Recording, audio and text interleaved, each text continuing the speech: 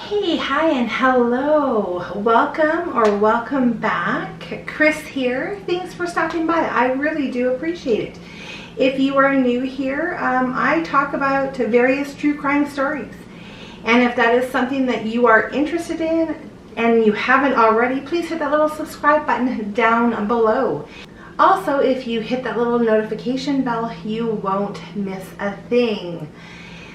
I try to post videos at least once a week. I did miss last week. I'm still on the mend of feeling a little off, so I apologize for that.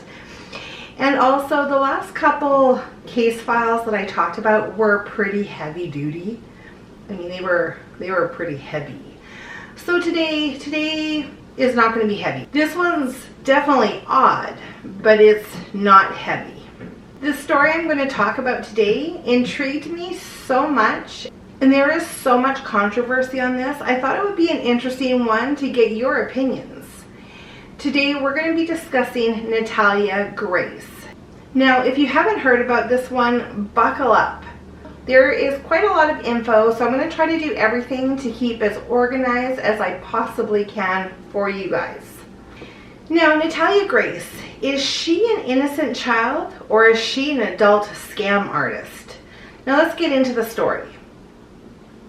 Natalia herself claims that when she was just 6 years old, she came to the US from Ukraine. She stated that a family came to visit her in the Ukraine, brought her back to the US when they officially adopted her.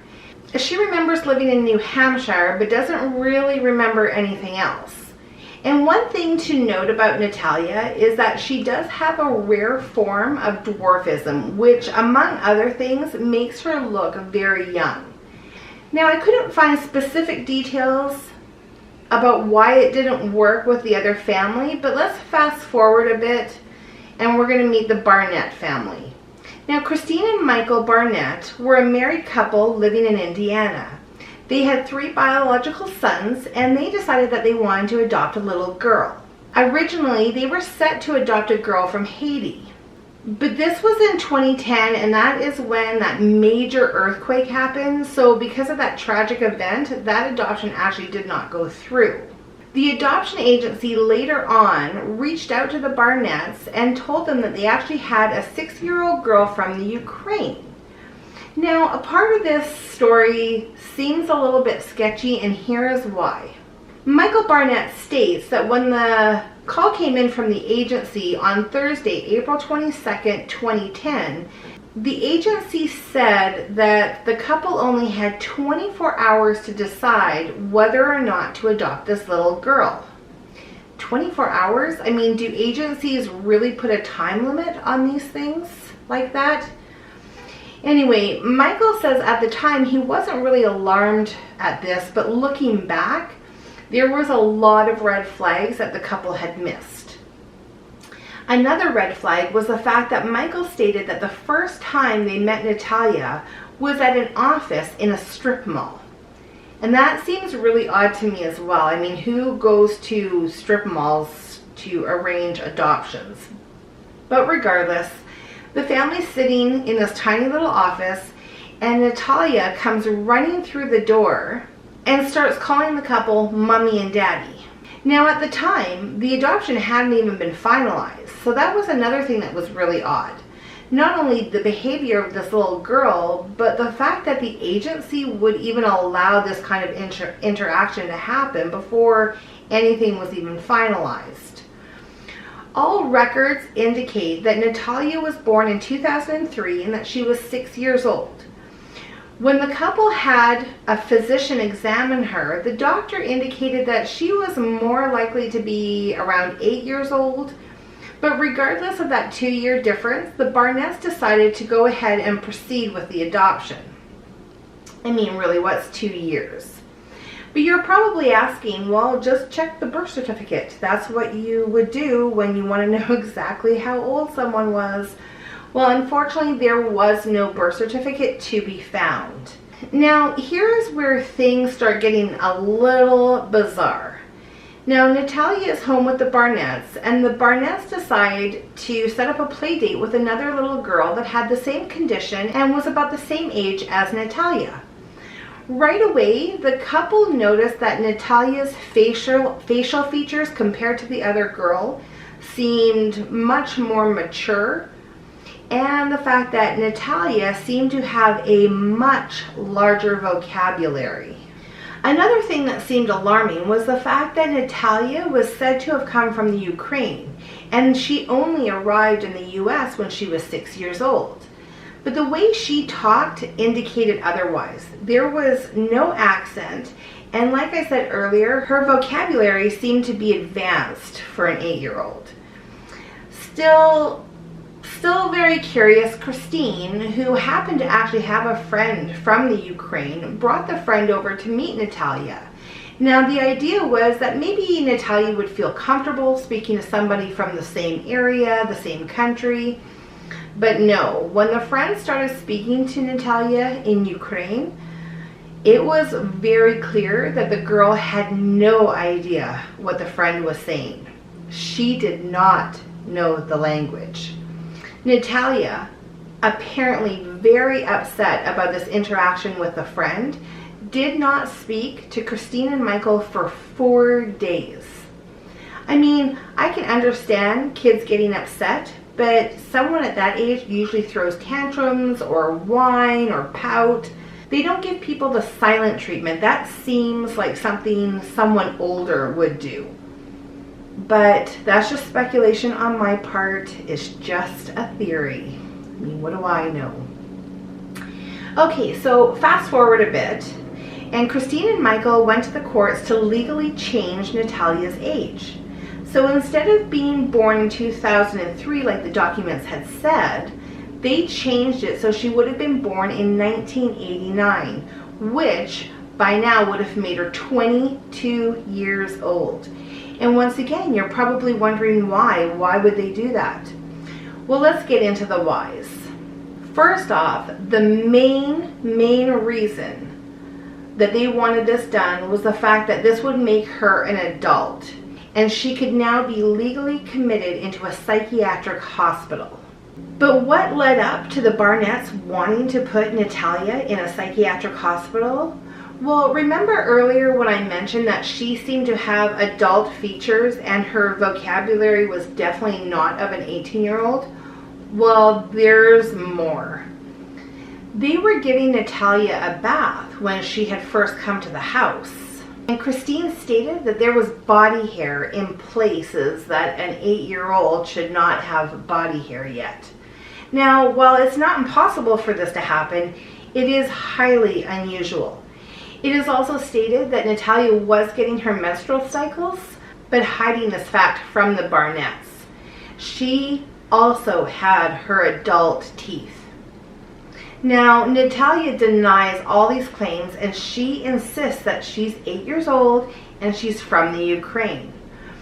But would that warrant being committed into a psychiatric hospital? Maybe not, but there's more. Not only was there huge suspicions on her real age, but according to the Barnetts, Natalia was showing extreme acts of violence. They stated that she had put clear thumbtacks on the stairs, hoping that someone would step on them. There are claims that she took kitchen knives and put them underneath her bed. Not only that, but the Barnetts also stated that there were multiple times when they woke up in the middle of the night to find Natalia standing over them holding a knife. Now, Natalia was also caught pouring bleach into Christine's coffee.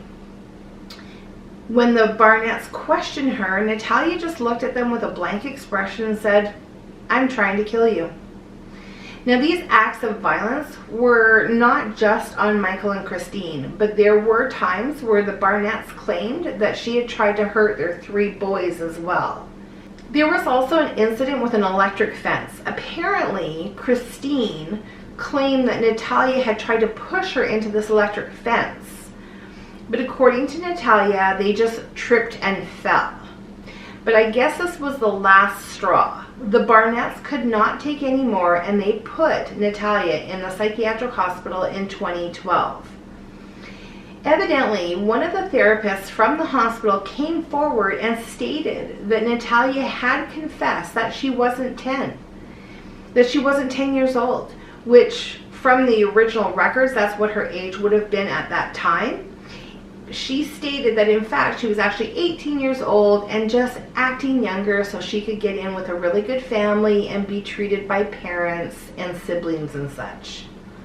Other members of the hospital stated that Natalia had told them that she had tried to kill her family and thought it was fun.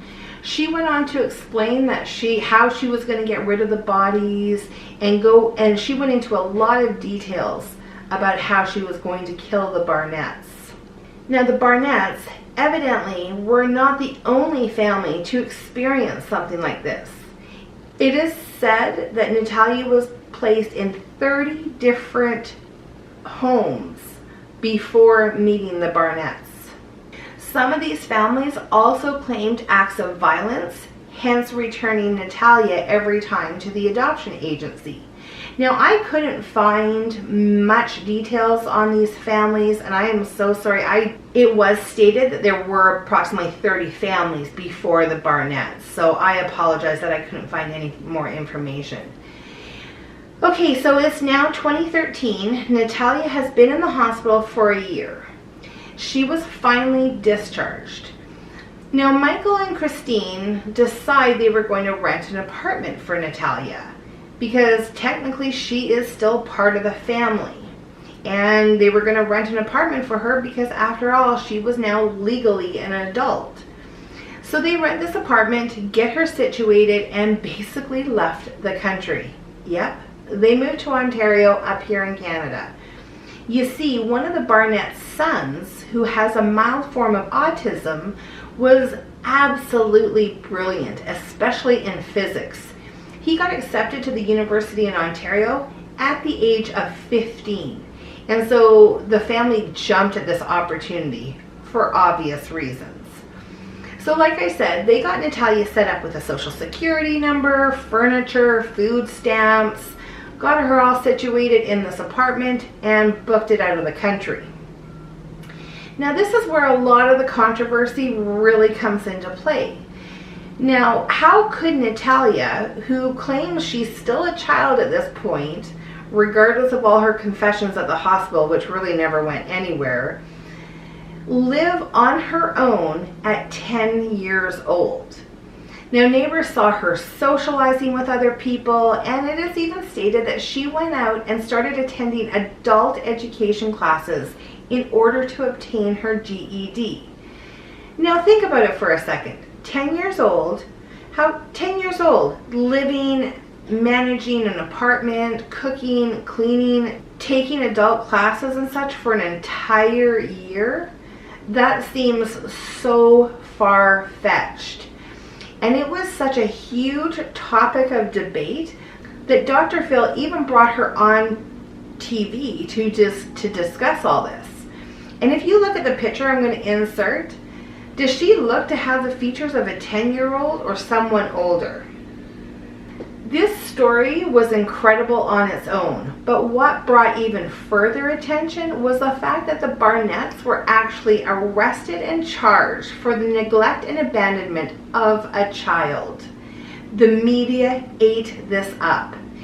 Basically, in the interview with Dr. Phil, Natalia still is denying all these claims about her violent acts and denies all claims of the fact that she is older than she is. She still claims that she was born in 2003, which would have made her 16 at the time of the airing of the Dr. Phil and everything. Anyway, Dr. Phil keeps questioning her. You know how, if anybody's ever watched Dr. Phil, you know how he gets going on the questions and stuff. And finally, she does go on to say that because of her life and all the traumatic things, that maybe, just maybe, she just really doesn't know how old she truly is. But the fact that she is still a child. Later on, a woman from the Ukraine ended up coming forward and claiming that she was Natalia's birth mother. She was saying that she was forced to give Natalia up, and it is the truth that Natalia was born in 2003, making her 16 years old. A lot of people did not believe her. There's still no birth certificates, no records, no anything. And also, just a side note, through all these interviews and questioning and people coming forward, bone density tests were done to try and determine the age of Natalia. But because of her rare form of dwarfism, it was never actually determined through those tests. Also, just a note too, that the Barnetts did divorce in 2014. But when the two of them were arrested and charged, despite the divorce and everything, the two of them really came together to tell their side of the story and how they got extremely scammed with this whole adoption process right from the beginning. Now, Natalia is living with another family and is said to be doing very well. The Barnetts' trial was scheduled for January of 2020, but there was a gag order put in place which stops them from talking to any media. From the research that I can find, it looks like the charges were dropped against Christine because in the eyes of the law, Natalia was an adult.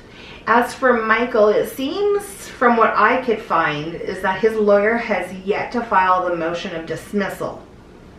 And you are probably thinking, man, this could totally be a movie. Well, in fact, the plot is already out there. The movie Orphan, made in 2009, was based on a couple who adopted a child. It turns out this child was actually a dangerous woman from Russia with a condition that stunted her physical growth. In the film, the woman posing as a child murders several people, including her adoptive father. And that's it for today's case. What did you guys think about it? Have you heard of this one? How old do you think she really is? Is she an innocent child or is she an adult scam artist? Comment down below. I'd love to hear your opinions and if you've heard about this case before.